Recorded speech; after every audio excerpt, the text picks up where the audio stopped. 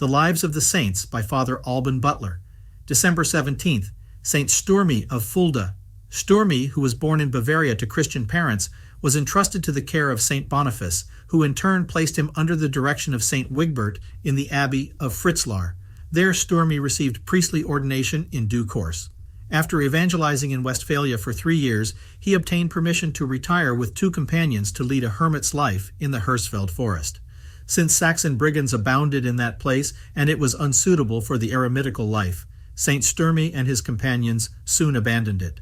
St. Boniface had found a site further south to build a monastery from which he could go to evangelize the Saxons. St. Sturmi went on his mule to visit the region and chose a piece of land located at the confluence of the Greisbach and the Fulda.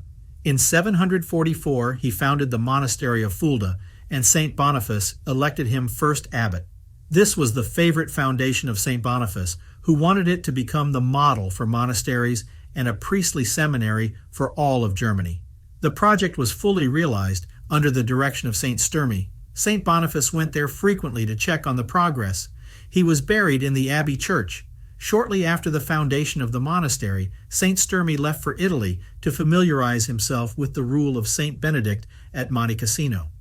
Pope St. Zacharias reportedly granted full autonomy to the Fulda monastery, declaring it exempt from episcopal jurisdiction and subjecting it directly to that of Rome. The Abbey of Fulda continued to prosper under the leadership of St. Sturmi. The saint had to face serious difficulties after the martyrdom of St. Boniface, since the latter's successor in the See of Mainz, St. Lullo, saw the monastery with very different eyes from those of his predecessor. Indeed, Lullo wanted the monastery to be under his jurisdiction. The conflict was long and violent. In 763, Pepin banished St. Sturmi, and Lullus appointed another superior, but the monks of Fulda refused to accept him and threw him out of the monastery, saying that they were ready to go to the king altogether. To placate them, Lullus told them to choose their superior themselves. The one chosen was a disciple of St. Sturmi.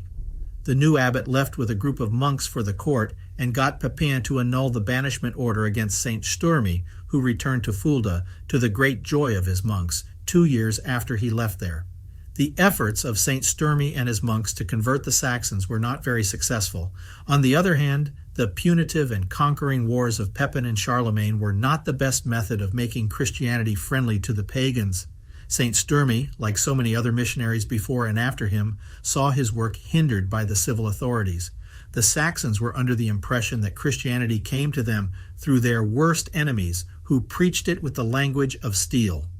When Charlemagne left Paderborn for Spain to fight the Moors, the Saxons seized the opportunity to rise up and expel the monks. The Monastery of Fulda was threatened. In 779, Charlemagne returned. St. Sturmi accompanied him to the maneuvers of Dieren, which were followed by the triumph over the Saxons. But the saint did not live long enough to restart his work. In fact, he fell ill in Fulda, and despite the efforts of the doctor sent by Charlemagne, he died on December 17, 779. The name of St. Sturmi, whom the Roman martyrology calls the Apostle of the Saxons, began to appear in the list of saints in 1139. As far as we know, St. Sturmo was the first German to enter the order of St. Benedict.